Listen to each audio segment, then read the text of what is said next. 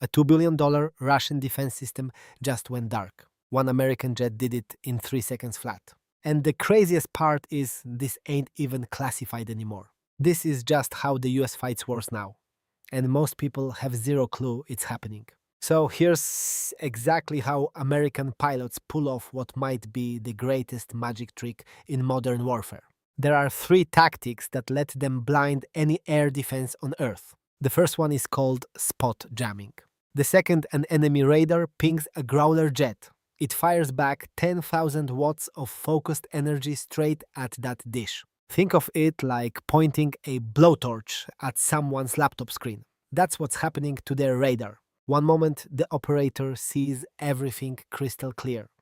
The next second, his screen goes pitch black. But tactic 2 is where things get seriously wild. The Growler can literally create fake fighter jets out of thin air. It catches the incoming radar signal, scrambles the data, and bounces it back loaded with fake info. Suddenly, the enemy screen lights up, showing dozens of ghost jets coming straight at them. The radar operator panics and starts launching missiles at targets that don't even exist. Those missiles blow up in empty sky while the real jets slip through untouched. Now, tactic 3. This is the real game changer. Say an enemy missile actually locks onto an American jet. The Growler instantly creates a perfect digital twin. Same speed, same altitude, identical radar signature. Once the enemy radar grabs onto this fake signal, the Growler slowly drags it away from the real plane. The missile ends up chasing a ghost while the actual pilot flies off without a scratch. Now, here's what most folks don't get about this jamming tech. It's powerful, but it ain't bulletproof. There's something called the burn-through zone, and that's where things get real dangerous real quick. If an American jet gets within 20 to 60 miles of enemy radar, that radar's raw power can punch straight through all the jamming. That's why these pilots gotta walk this insane tightrope. Too close and you're toast. Too far and your jamming's useless. So how does all this actually play out in a real mission? The invisible war starts weeks before any jet even leaves the ground. American spy planes and satellites park themselves just outside enemy airspace, sucking up every electronic signal they can find. They're hunting for the unique electronic fingerprint of every single enemy radar. All that intel gets packaged into basically a digital hit list for those radar sites. That data then gets loaded straight into the targeting systems of the Navy's attack jets. Meanwhile, at command, military planners aren't just drawing flight paths on some map. They're navigating a deadly 3D maze of threat bubbles around every enemy missile battery. They calculate the exact coordinates where Growlers can orbit and blast jamming without getting shot down. These are literally the only spots in the entire region where they can survive. When the strike package finally takes off, it's like watching a perfectly choreographed dance. Growlers running electronic attack, F-35s and Super Hornets loaded with bombs, plus jets carrying radar-killing missiles. Every aircraft has a precise position and timeline calculated down to the second. Zero guesswork, zero room for error, everything has to land perfectly. Now 30 minutes out, this is where it gets real. The Growlers reach their positions roughly 50 to 100 miles from the target. They unleash a massive wave of electronic noise that blankets every enemy radar in the area. Everything those operators see suddenly turns into thick electronic fog, totally useless. The goal right now isn't hiding. It's wrecking their ability to see the big picture. 15 minutes out, the strike fighters push deep into the kill zone. The Growlers move closer to escort them, and the jamming shifts from sledgehammer to scalpel. They start injecting fake targets onto enemy screens while scrambling all speed and distance readings. These operators are drowning in false signals with no way to tell what's real and what's fake. And right here is where the enemy faces an impossible choice. If an operator figures out he's being jammed and cranks up his radar power to cut through, he just made a fatal mistake. He basically painted a giant bullseye on his own position for everyone to see.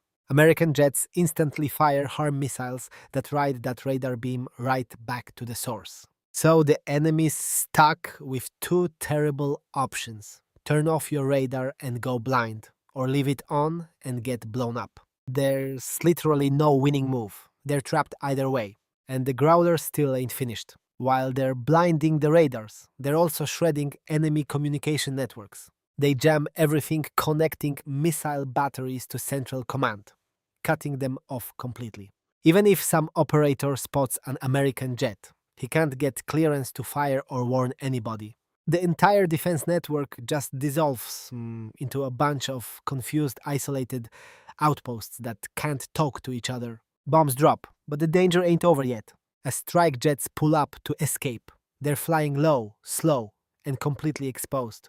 The Growlers don't let up for a single second during this phase. They keep blasting that electronic scream, keeping the enemy blind until every aircraft clears the horizon. Only then do they finally pull back and head home. Now, here's what this looks like when it all comes together in actual combat.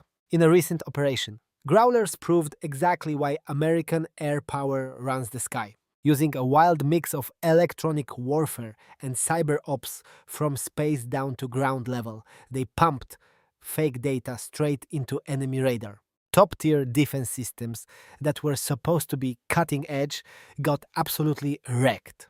And we ain't talking about outdated Cold War junk here. These were modern, sophisticated systems. But here's the brilliant trap that sealed the deal. The US launched hundreds of MALD decoys, tiny drones that look exactly like fighter jets on radar, to a panicked radar operator staring at chaos. These little drones look identical to actual F-15s. It looked like 50 fighters were screaming toward the capital all at once. Total mayhem. The defenders launched everything they had at these decoys, burned through their entire missile supply on fakes, with the door kicked wide open. Fifth-generation stealth fighters sliced through completely undetected.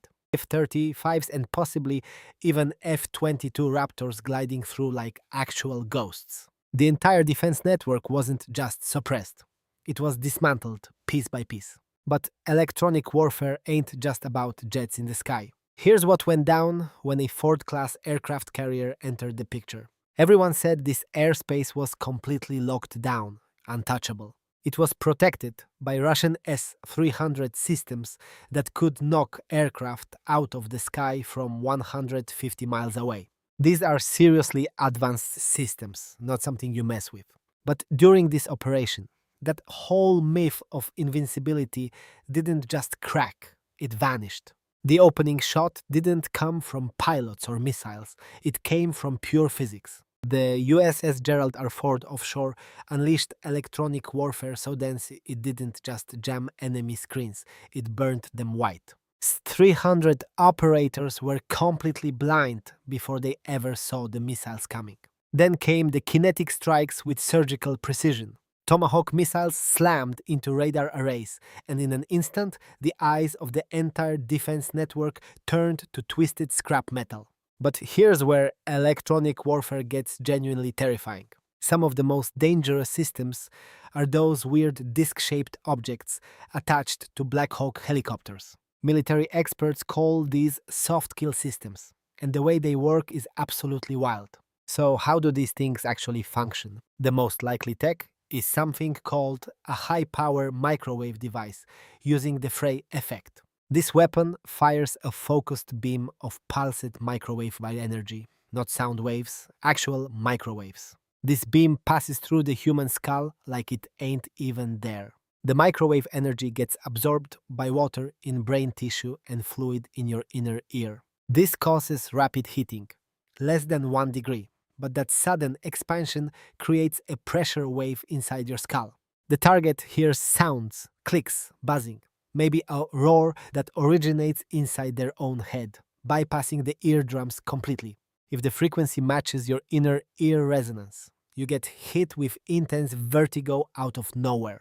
At higher power levels, that rapid expansion can rupture capillaries, causing nosebleeds and internal damage. There's also another possibility: a weaponized infrasonic pulse emitter instead of a continuous beam.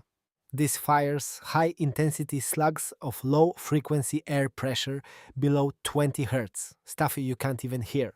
These waves travel through your body and match the resonant frequency of your internal organs. Your stomach, your lungs, they start vibrating at frequencies they were never meant to handle. High intensity infrasound causes something called cavitation, basically bubbles forming in your body fluids. When those bubbles collapse, they create tiny shock waves that damage tissue from the inside out. The target feels intense vibration in their gut, leading to severe nausea, basically paralyzed with pain. Tactically, this tech works as the ultimate force multiplier.